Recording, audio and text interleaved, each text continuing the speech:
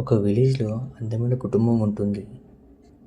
ఆ కుటుంబంలో ఆ తల్లిదండ్రులకి ఒక పాప, ఒక బాబు ఉంటారు. అమ్మాయి ఫిఫ్త్ క్లాస్ చదవగా అబ్బాయి బీటెక్ చేసుకొని ఇంటికి వస్తాడు సిటీ నుంచి.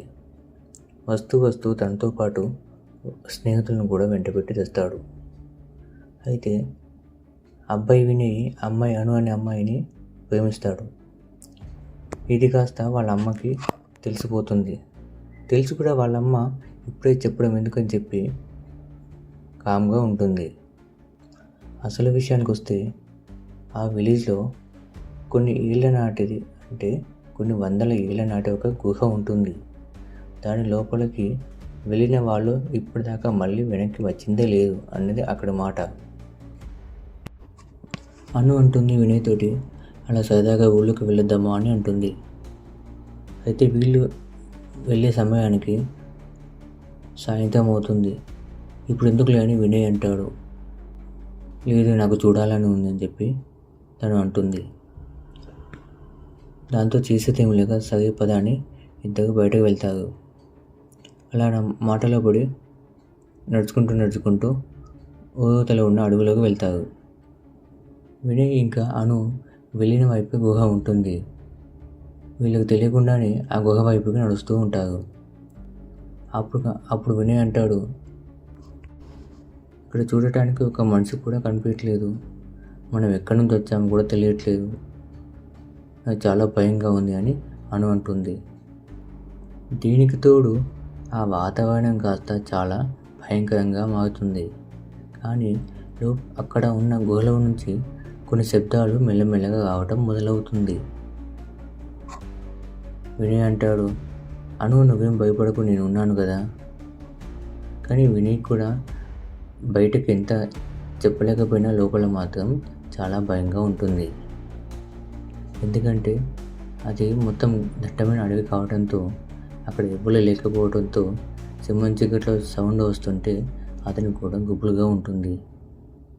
అయితే ఇద్దరు కూడా ఆ శబ్దం ఏంటా అని చెప్పి ఆ గుహ వైపే నడుస్తూ ఉంటారు అడుగులు వేస్తూ. ఆ శబ్దం కాస్త ఎక్కువ అవుతుంది. ఒక 10 అడుగులు లోపలికి వేశాక అంత చీకటిగా ఉంటుంది. ఎంత చీకటి అంటే బయట ఉన్న చీకటి కంటే రెట్టింపు చీకటి అందులో ఉంటుంది. ఇంతలో అను మాట్లాడుతూ, విని మనం వెనక్కి వెళ్ళిపోదాము, ఇక్కడ చాలా భయంగా ఉంది, ఏమైనా అవ్వచ్చు, వెనక్కి వెళ్దాం పద అంటుంది.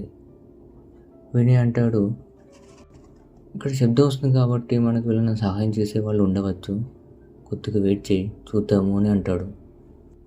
నీకు తెలుస్తుందా ఈ ప్రాంతంలో ఏ శబ్దము, గాలి కానీ శబ్దాలు కానీ ఒక ప్రాణి కానీ ఏదైనా ఉంటుందా, ఉన్నట్టు అనిపిస్తుందా నీకు?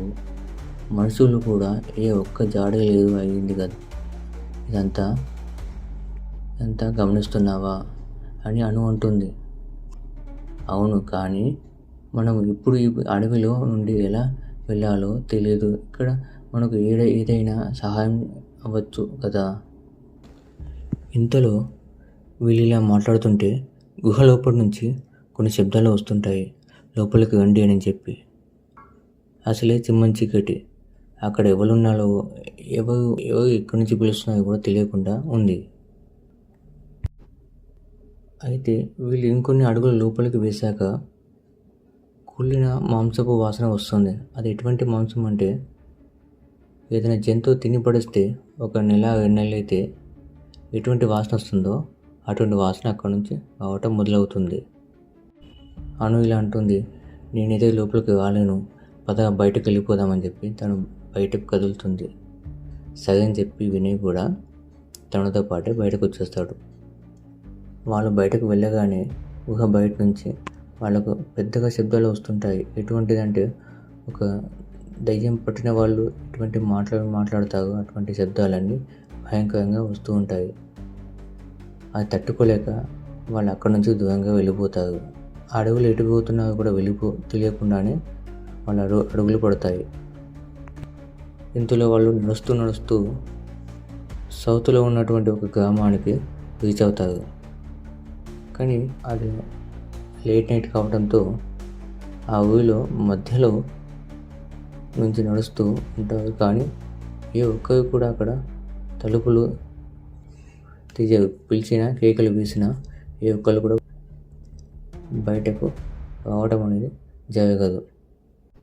అయితే ఆ గ్రామంలో ఎంత పిలిచినా ఎవరు ఎప్పటి ఆ గ్రామంలో నడుస్తూ విని అంటాడు, ఇదేంటి ఒక్క లైట్ కూడా లేదు, ఏ ఒక్కరు కూడా బయటకు రావట్లేదు పిలిచినా కానీ అని అంటాడు.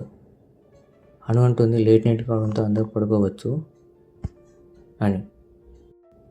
ఎంత పడుకున్నా శబ్దానికైతే ఏ ఒక్కరైనా కిటికీ అయినా తలుపుని తీయాలి కదా, ఏ ఒక్కరు తీయట్లేదు అని అంటాడు. అవును తను అంటుంది. విని అంటాడు, నాకేదో సందేహంగా ఉంది, అసలు ఇక్కడ ఏమవుతుందో తెలియట్లేదు అని చెప్పి. ఇంతలో వాళ్ళు నడుస్తూ అక్కడ చిట్ట చివరన ఉన్న ఒక ఇంట్లో ఒక చిన్న దీపం లైట్ కనిపిస్తుంది వాళ్ళకి. అక్కడ ఏంటని చెప్పి అక్కడ వెళ్ళి చూస్తే,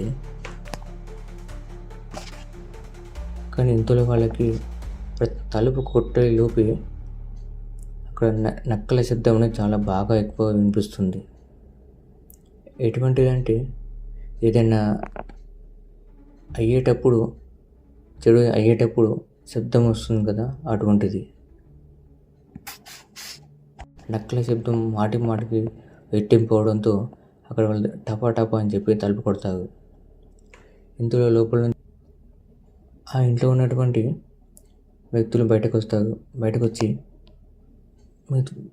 మీరు తొందరగా లోపలికి వచ్చేయండి, మేము అక్కడ బయట వెయిట్ చేయొద్దు, తొందరగా లోపలికి వచ్చేయండి అని చెప్పి వాళ్ళ లోపలికి గమని తొందరగా తలుపు వేస్తారు. వాళ్ళు గబగబా లోపలికి వచ్చేసాక వాళ్ళు తలుపేసి, ఎవరు మీరు ఇక్కడ ఏం చేస్తున్నారు ఈ అర్ధరాత్రి పూట అనే నిలదీయంగా, మేము పక్కన ఉన్న శివపురం గ్రామం నుంచి వచ్చాము,